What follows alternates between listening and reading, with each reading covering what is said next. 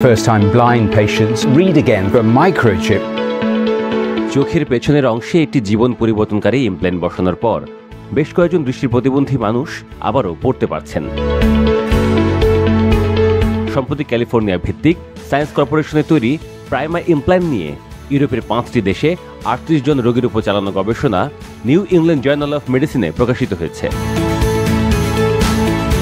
এতে দেখা যায় 32 জন রোগীর ক্ষেত্রে ইমপ্ল্যান্ট বসানোর পর 27 জন আবারও কেন্দ্রীয় দৃষ্টিশক্তি দিয়ে পড়তে সক্ষম হচ্ছেন। এক বছর পর তাদের দৃষ্টিশক্তি গড়ে 25টি অক্ষর বা 5 লাইনে উন্নীত হয়েছে। লন্ডনের মুরফিল্ডস আই হাসপাতালে 5 জন রোগীর চোখে এই মাইক্রোচিপ প্রতিস্থাপনকারী সার্জন জানিয়েছেন, আন্তর্জাতিক এ ট্রায়ালের ফলাফল অবিশ্বাস্য। দৃষ্টি প্রতিবন্ধী হিসেবে আইনত নিবন্ধিত 70 বছর বয়সী শিলা আরভিন বিবিসিকে বলেন, আবার পড়তে পারা এবং ক্রসওয়ার্ড করতে পারা স্বর্গীয় অনুভূতি। এটি দারুণ, অসাধারণ।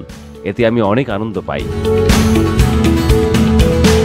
নতুন পদ্ধতিতে মানুষের চুলের পুরুত্বের সমান 2 মিলিমিটার আকৃতির একটি ফটোভোল্টাইক মাইক্রোচিপ রেটিনার নিচে প্রতিস্থাপন করা হয়। এরপর রোগীরা ক্যামেরাযুক্ত বিশেষ চশমা পরেন, যা ইনফ্রারেড বিমে ভিডিও চিত্র ইমপ্ল্যান্টে পাঠায়। ছবিগুলো একটি ছোট প্রসেসরে গিয়ে আরও স্পষ্ট হয়ে ফিরে আসে এবং ইমপ্ল্যান্ট ও অপটিক নার্ভের মাধ্যমে মস্তিষ্কে পৌঁছায়। এভাবে রোগীরা আংশিক দৃষ্টিশক্তি ফিরে পান। এই ছবিগুলো বুঝতে রোগীদের মাসব্যাপী প্রশিক্ষণ নিতে হয়েছে। লন্ডনের মুরফিল্ডস আই হাসপাতালে চক্ষু সার্জন এবং যুক্তরাজ্যের এই গবেষণা নেতৃত্ব দানকারী ডাক্তার মাহি মকিত বিবিসিকে বলেন, এটি অগ্রণী ও জীবন পরিবর্তনকারী প্রযুক্তি। তিনি আরও বলেন, এটি প্রথম ইমপ্ল্যান্ট যেটি প্রমাণ করতে পেরেছে যে এটি রোগীদের দৈনন্দিন জীবনে কাজে লাগার মতো অর্থবহ দৃষ্টিশক্তি ফিরিয়ে দিতে পারে, যেমন পড়া ও লেখা। আমি মনে করি এটি একটি বড় অগ্রগতি। প্রাইমা ইমপ্ল্যান্টটি এখনও লাইসেন্স প্রাপ্ত নয়, তাই ক্লিনিক্যাল ট্রায়ালের বাইরে এটি পাওয়া যাচ্ছে না। ভবিষ্যতে এর দাম কত হতে পারে তা এখনও স্পষ্ট নয়।